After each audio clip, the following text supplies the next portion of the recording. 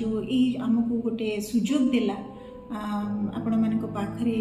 नमस्कार, मु रमादेवी महिला विश्वविद्यालय रे स्नातकोत्तर ओडिया भाषा साहित्य विभाग मुख्य डॉक्टर संगमित्रा भंज 4 कोटी ओडिया भाई भूणी मानकु एप्रिल 1 उत्कल दिवस अभिनंदन ज्ञापन करुच्ची।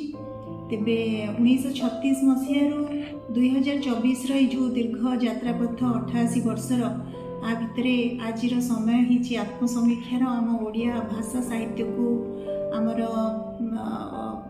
ओडिया हिसाब रे आमर स्वाभिमान आमर अस्तित्वर पराकाष्ठा को नेकी प्रश्न एवं तार समाधान आमरी हाथ रे अच्छी।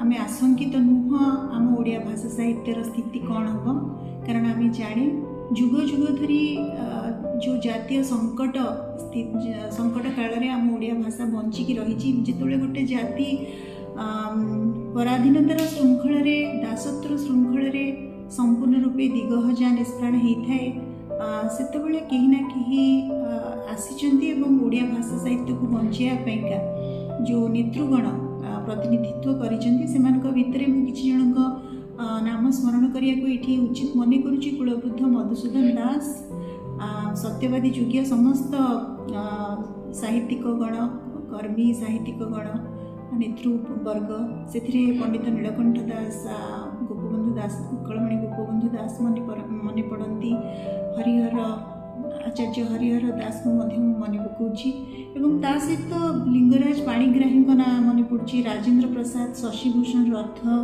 मुकुंद प्रसाद दास, विचित्रानंद दास, लक्ष्मीनारायण मिश्र, गोपबंधु चौधरी, माँ रमादेवी चौधरी से नाम स्मरणीय निश्चय।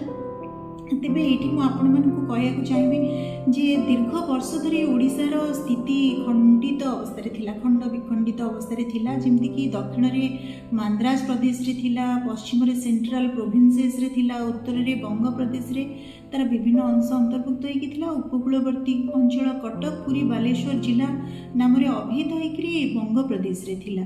तेणु एमती गोटे परिस्थिति जो थे कि 19 शताब्दी आरंभ जो ओडिशार जो राजनीतिक स्थिति सेटा एमती अवस्था जो थिला, से 1903 जो प्रथम जो आमर उत्कल सम्मिलन आह्वान जो है सेटा तार स्थिति को तार राजनीतिक स्थिति को संपूर्ण रूपे उल्ट पाल्ट कर देथिला।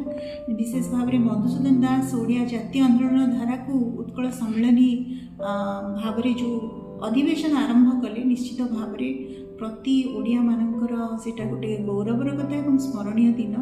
आउ किछिटा समय को मुझे कालखंड को आपण सम्मुख उपस्थापित करने को चाहिए। 1970 पंडित नीलकंठ उत्कल सम्मिलनी मंजूषा अधिवेशन रे सभापतित्व कर विच्छिन्नांचल एकत्रीकरण को दाबी कले, आपको आहरी दृढ़ीभूत कले जो आमर इच्छा कि विच्छिन्नांचल एकत्रित हो। गोटे 1927 मसीह फेब्रुआरी 8 तारिख ओडिशावासी पक्षर एक स्मरणीय दिवस, कारण ए दिन ओडिया भाषाभाषी अंचल को लेकिन एक स्वतंत्र प्रदेश गठन होगापाई पंडित नीलकंठ दास दाबी उपस्थापन करते।